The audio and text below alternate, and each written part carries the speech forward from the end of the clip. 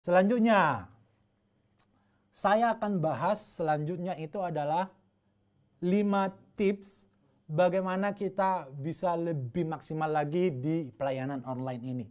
Tadi saya sudah bilang kan strateginya online. Gimana sih supaya maksimal di strategi online ini? Saya lihat tadi pertanyaan dari satu guru sekolah minggu. Aduh kak, guru sekolah orang tuanya itu susah banget kalau kami kasih link Superbook aja. Boro-boro dibaca, boro-boro dibalas, dibaca pun enggak kakak. Kalaupun dibaca dibalas enggak kakak gitu. Gimana sih gitu. Nah, kemudian ada lagi pertanyaannya. Gimana sih kak, kami nggak punya orang yang bisa ngedit video gitu. Ini banyak pertanyaannya tadi saya lihat. Nggak apa-apa, saya kasih hari ini 5 tips untuk bisa maksimal dalam pelayanan online. Online. Aku langsung mau nyanyi ini online. Online. Ya, yang pertama kakak-kakak. Bagaimana supaya ini menurut saya kita bisa sharing. Yang pertama itu adalah buat small group. Kakak-kakak seperti yang saya bilang tadi, kalau kita memang mau melihat pemuritan, ini pemuritan ya, bukan pengajaran. Beda mengajar, beda memuridkan. Judul materi kita ini adalah strategi baru dalam memuridkan anak, bukan mengajar anak. Saya mau kasih tahu dulu ini perbedaan mengajar dan memuridkan. Kakak-kakak, kalau kita lihat Yesus ya, Yesus bisa mengajar di depan 5.000 orang. Bahkan lebih dari 5.000 orang. Tapi kalau yang dia muridkan berapa? 12. Kenapa dia nggak muridkan 5.000 Kak Sandi? Kan Yesus keren. Yesus luar biasa. Harusnya dia bisa muridkan dong 5.000. Kan keren. Pemuritan 5.000 anak. Keren gitu. Kenapa Yesus nggak lakukan itu? Dia boleh mengajar ribuan orang. Tapi yang dia fokus memuridkan itu adalah 12 murid. Kenapa? Karena ini adalah strategi yang keren menurut saya. Lihat ya. Dari 12 murid Yesus, ketika dia benar-benar memuridkan 12 ini, dia fokus dengan 12 ini, hidupnya untuk 12 ini, doanya untuk 12 ini, pelajarannya untuk 12 ini, semua dia kerahkan semaksimal mungkin. Lihat ya, 12 ini walaupun ada Yudas Iskariotnya, ya Yesus saja ada Yudas Iskariotnya, jadi jangan bilang anak saya nggak apa-apa, kalaupun ada satu Yudas Iskariotnya, asal jangan sampai 12-nya Yudas Iskariotnya. Jadi kakak-kakak ini 12 murid Yesus, tapi lihat murid-muridnya ini. Semua radikal. Mau mati. Rela mati gitu loh. Yang Petrus, yang konon dibilang penakut loh. Yang Thomas ya, Thomasnya minta ampun. Harus dicucukkan dulu jarinya. Baru dia percaya. Aduh, tapi ketika mereka benar-benar dimuridkan, apa yang terjadi? Mereka rela mati. Anak-anak kita, coba kita lihat anak-anak kita. Coba lihat jemaat kita. Lihat dulu yang kita muridkan. Apakah rela mati? Enggak. Jangankan rela mati. Lagunya saja yang bilang, meskipun badai silih berganti dalam hidupku. Tapi tiba-tiba hujan rintik-rintik. Aduh, udah alasan itu untuk tidak melayani Tuhan. Wah, baru corona. Belum terdampak ke corona. Belum kena corona. Tapi udah alasan itu untuk tidak maksimal di pelayanan. Tapi lagunya, meskipun badai silih berganti dalam hidupku. Enggak, kalau murid Yesus enggak hanya lagu. Murid Yesus benar-benar menunjukkan mereka siap mati. Mereka rela mati. Jadi itu, kalau benar-benar kita muridkan anak-anak kita, bukan hanya sekedar mengajar. Kakak-kakak boleh mengajar di depan ribuan orang, bahkan puluhan ribuan orang, bahkan jutaan ribu orang. Tapi fokuslah mulai sekarang untuk memuridkan 12 murid. Makanya saya buat di sini buat small group. Kalau Yesus 12, makanya saya buat di bawahnya itu 1:12 atau 1:6. Tinggal pilih, next Kak. Ternyata masih itu PowerPoint saya. Nah, kecil banget ya tulisannya. Jadi buat small group ini bisa perbandingannya 1:12. Kalau kita merasa kita udah seperti Tuhan Yesus, yang udah keren-keren lah, boleh 1:12. Tapi kalau memang belum sekeren Tuhan Yesus, baru 50%, ya kita buat 50% lah, 1:6. Satu guru memegang 6 anak. Tapi kalau udah sekeren Tuhan Yesus, nggak apa-apa. Satu orang guru sekolah minggu memuridkan 12 anak-anak. Kakak-kakak boleh mengajar, untuk semua anak boleh mengajar. Tapi untuk fokus memuridkan itu benar-benar kita berkorban loh. Dan ini ada topik khusus saya bawakan bagaimana pemuridan yang benar. Sampai kita benar-benar tahu namanya, tahu tanggal lahirnya, tahu orang tuanya siapa, tahu rumahnya di mana. Karena ini akan membuat kita cepat memuridkan dia gitu loh. Karena anak yang sekolah di SD Impres akan beda perilakunya dengan anak yang sekolah di SD internasional yang guru-gurunya ngajar pakai bahasa Inggris gitu loh. Itu perilakunya pasti berbeda.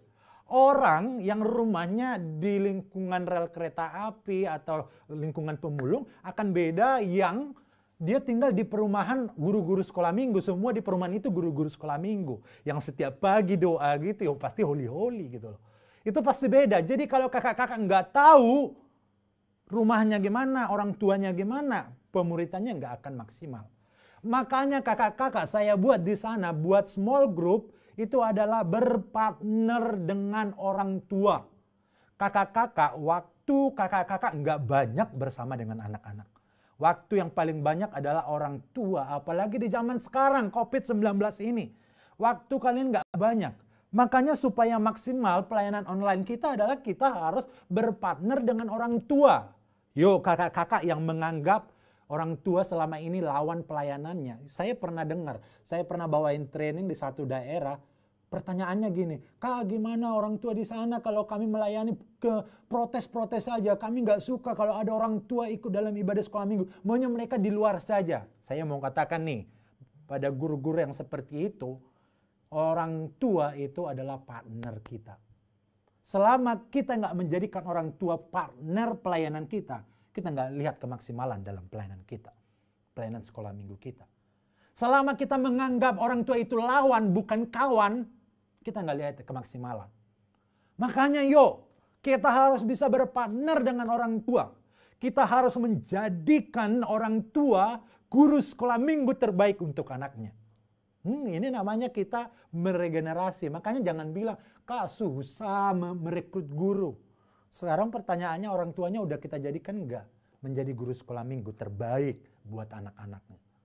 Karena yang bertanggung jawab untuk pertumbuhan rohani anak yang pertama itu adalah orang tua. Yang mau bekerja keras, yang mau mati-matian untuk anak itu siapa? Ya orang tuanya.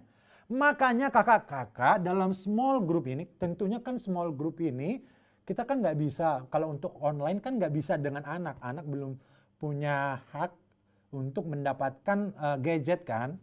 Mereka belum punya akses untuk buat media sosial, medsos 17 tahun ke atas. Untuk punya gadget, kalau menurut Kementerian Perlindungan Anak dan Pemberdayaan Perempuan itu umur 13 tahun baru boleh punya gadget. Tapi dikatakan di sana semakin lama dia punya gadget semakin baik. 13 itu hanya perhitungan apa saja, kasarnya saja. Jadi kakak-kakak, tentunya orang tua yang bisa kita ajak online. Kita berpartner dengan orang tua. Makanya saya bilang tadi buat small group 1:12. Kak, gimana? Guru sekolah minggu di tempat saya hanya saya. Dari zaman Belanda sampai zaman Nippon sampai zaman sekarang hanya saya gurunya. Saya setia Kak menjadi guru sekolah minggu. Kak, saya nggak bangga kalau kakak bilang seperti itu. Itu justru kegagalan kita nggak bisa meregenerasi. Nggak bisa merekrut guru-guru baru. Makanya jangan bilang ke saya saya gembala, saya yang persembahan, saya yang mimpin pujian, saya yang cerita Kak Sandi, saya kewalahan Kak Sandi. Iya, pasti kewalahan. Pasti kewalahan. Makanya saya buat di sana perbanyak volunteer. Saya kemarin agak sharing dengan satu gereja besar di Jakarta. Saya tanya, berapa pelayan anak kalian? Berapa banyak pelayan anak kalian? Saya tanya sama mereka. Jawabannya apa? Kak, pelayan anak kami kurang banyak. Oh ya, kurang banyak. Tapi kan kalian gereja besar, anaknya banyak. Bahkan anaknya sampai ribuan, saya bilang. Iya kak, kurang banyak. Karena pelayan anak kami hanya 450. Oh, 450 satu gereja. Wow, itu udah banyak sekali. Tapi kami masih kurang Kak Sandi. Target kami 1:5. Satu guru memegang 5 anak. Sekarang ini masih 1:8 Kak Sandi katanya. Oh ya? Keren, keren. Ini kalau 1:5, itu pasti keren. Artinya kita fokus dengan yang 5 ini. Ada lagi pertanyaan, Kak, kalau kita bagi-bagi seperti itu, apakah nggak seperti pilih kasih? Saya masa hanya fokus sama 5 yang lain enggak? Enggak, itu nggak pilih kasih. Karena apa? Karena semua guru memperlakukan yang sama terhadap anak-anak. Karena kan semua anak punya guru yang sama juga kan. Yang 5 ini punya si A, yang 5 ini punya si B, yang 5 ini punya si C. Tapi semuanya anak kita, makanya saya bilang tadi kita boleh mengajar. Tapi untuk pemuridan kita 1:6 itu tadi. Jadi kita fokus dengan 6 ini. Kita tahu ulang tahunnya sehingga kita bisa menghargai ulang tahunnya. Itu kalau pemuridan kakak-kakak. Jadi bukan hanya mengajar. Ternyata kakak-kakak, semakin banyak guru sekolah minggu akan semakin baik. Kalau saya bilang seperti ini, semakin banyak penuai akan lebih banyak tuayan. Percaya deh. Bahkan firman Tuhan bilang, tuayan sudah menguning. Penuainya yang kurang. Di mana yang senior-senior ini? Di mana yang sudah karatan jadi guru sekolah minggu? Karatan bahasa saya, sorry ya. Guru-guru yang senior ya. Enggak. Di mana? Harusnya ditinjau dari sisi umur. Kalian udah perekrut, kalian bukan terjun ke anak lagi. Kalian sudah pelatih guru. Dilihat dari umur kalian, dilihat dari pengalaman kalian melayani anak, dilihat dari banyaknya kalian makan garam, asin manisnya pelayanan anak ini. Harusnya kalian udah maksimal. Kemudian selanjutnya, setelah itu perbanyak buat small group, berpartner dengan orang tua dan perbanyak volunteer. Kita kemudian yang kedua fokus pada leader small group. Ini yang saya bilang tadi, yang senior, koordinator, nggak fokus terhadap anak-anak lagi, tapi fokus pada leader small group. Setelah kita bagi-bagi tadi, yang koordinator, yang senior-senior ini fokus sama leadernya. Kita training mereka. Training itu bukan ngajarin, tapi lebih ke coaching. Jadi kita sharing, kita tukar pikiran, kita tukar ide, kita brainstorming. Jadi itu akan lebih keren, kakak-kakak. Jadi yang senior-senior, yang sudah bilang setia sampai mati, yuk kita fokus sama leader.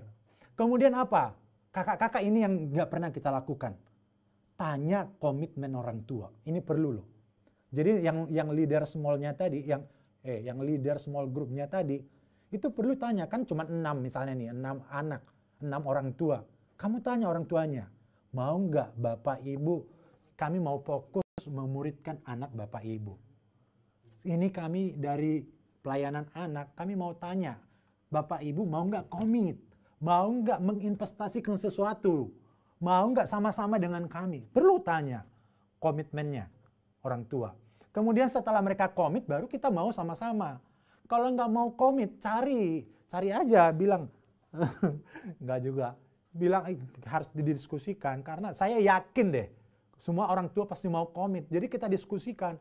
Kalau memang dia mau komit, kalau kita udah tanya komitmennya, kakak-kakak, tiba-tiba tadi pertanyaan itu, kalau nggak dibalas gimana? Kalau nggak di-read gimana? Tinggal tanya lagi komitmennya. Bapak Ibu masih komit enggak? Seperti kami tanya komitmen gereja lah untuk pemuridan anak ini. Yang kami undang kan pertama gembala. Bukan langsung guru sekolah minggunya yang kami undang. Kami tanya dulu komit gembalanya. Seperti itu juga ini. Kita tanya komit orang tuanya. Hei orang tua. Yo, masih mau komit enggak? Gitu. Supaya kami lakukan yang terbaik untuk pelayanan. Makanya jadikan partner orang tuanya. Kemudian selanjutnya yang ketiga, komunikasi konsisten dengan orang tua. Jadi kakak-kakak walaupun nggak dibalas, tetap konsisten. Mungkin hari ini nggak dibalas, besok mungkin dibalas. Kalau besok nggak dibalas, siapa tahu besoknya dibalas. Yang penting kita konsisten. Nggak perlu sakit hati, nggak perlu ini. Tapi kita konsisten saja. Kemudian yang terakhir, yang kelima, saya mau katakan, kita harus bersinergi dengan Departemen Youth. Ini saya mau katakan, yuk kakak-kakak. Banyak, beberapa ya, nggak banyak lah. Ini ada beberapa yang saya lihat dan saya alami sendiri. Banyak pelayanan anak dan pelayanan teen, pelayanan remaja, dan pelayanan youth itu nggak bersinergi gitu loh. Padahal ini kan pelayanan next gen nih. Harusnya ini satu visi. Karena apa? Karena anak-anak yang dilayani di kids, di pelayanan anak akan diteruskan di youth gitu loh. Jadi kita harus ada sinergi gitu loh. Makanya ini sangat keren. Jangan sampai kita merasa curi domba ada lagi di pelayanan yang sama. Ya itu kan masih sekolah minggu kok jadi masuk youth. Ini berarti ada yang miss. Berarti kita nggak bersinergi dengan pelayanan youth gitu loh. Kemudian apa? Yang jadi guru sekolah minggu itu siapa? Yang kita harapkan? Youth. Youth yang jadi volunteer. Akan keren kan? Yang bisa editing yang kamu harapkan siapa tadi? Makanya bilang nggak ada editing karena kamu bersinerginya dengan yang tua-tua. Saya bukan apa ya, sorry yang sudah tua. Saya juga udah tua. Bukan, saya mau maksud bahwa yang tua-tua itu sudah harus jadi senior. Sudah mentraining yang baru gitu loh. Bukan maksudnya nggak terlibat lagi gitu. Tapi kalau kamu harapkan itu untuk mengedit, syuting, enggak. Tapi kalau yang masih muda-muda, itu keren banget. Seperti saya. Kalau masih yang muda-muda itu masih energik, masih mau belajar, masih punya waktu. Jadi harus bersinergi dengan youth. Makanya di kita saja di CBN ini, youth sama pelayanan kids itu bersinergi loh. Itu satu departemen. Karena apa? Karena itu akan bagus. Kalau kids dan youth itu bersinergi, saya yakin itu akan berdampak besar. Karena apa? Anak yang kita layani sekarang akan kita titipkan ke mereka. Jadi yuk diskusilah sesekali dengan leader-leader. Janganlah menganggap saingan leader youth. Leader ini nggak ada itu. Di pelayanan nggak ada. Nggak ada itu. Jadi harus bersinergi. Harus bersinergi kakak-kakak. Saya yakin kalau kita bersinergi dampaknya luar biasa. Saya percaya kalau kita satu dengan youth, kita akan bisa melahirkan youth yang energik. Dulu saya ingat ya, saya waktu super teacher di Medan, ada satu gereja GKPB ya. Itu mungkin ada di sini ikut ya, Kak Lydia. Kak Lydia itu punya tim, guru-gurunya juga lumayan banyak itu. Tapi timnya itu masih muda-muda, masih remaja. Jadi waktu mereka melayani di super teacher itu, kita lihatnya aja, wow, semangat gitu. Karena mereka yang melayani di super teacher, pembukaan super teacher, lihatnya mereka energi gitu loh. Gitu, energi gitu. Tangannya gimana gitu. Mimik wajahnya gimana gitu. Jadi itu keren kalau kita bersinergi dengan youth. Ya kakak-kakak, ini yang bisa saya sampaikan.